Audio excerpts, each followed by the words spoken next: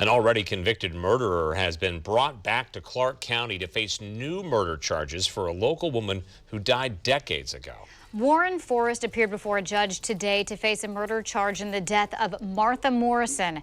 She was reported missing back in 1974, but a mistake meant her remains were not identified until decades later.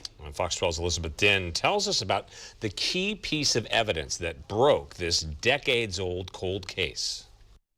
With a long gray beard, Warren Forrest walked into a Clark County courthouse today.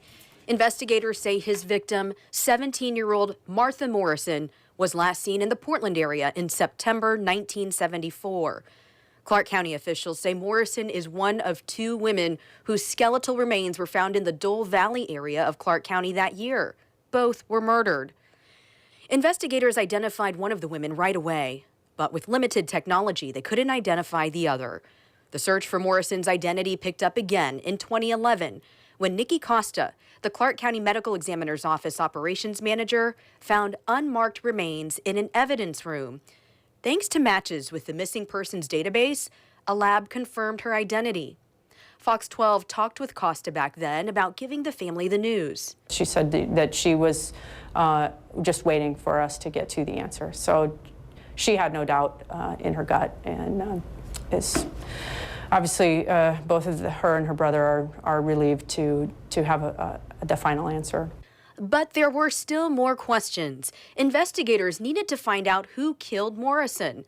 In 2017, another break. A dart gun that was evidence in a separate case involving Forrest tested positive for Morrison's DNA. According to court papers, Forrest admitted to using that same air pistol to torture another woman. Investigators say he is connected to 2 rapes and 2 murders all around the same time in 1974 when he was a maintenance worker for the Clark County Parks Department. Forrest is serving a life sentence for killing 19-year-old Krista Blake around the same time Morrison was killed. Investigators think that he may be connected to the disappearances of 2 other women in 1974, including a missing persons case where a student ID was found near the same place where the other crimes happened. A friend of that potential victim came to court today. I hope these poor families get justice and answers.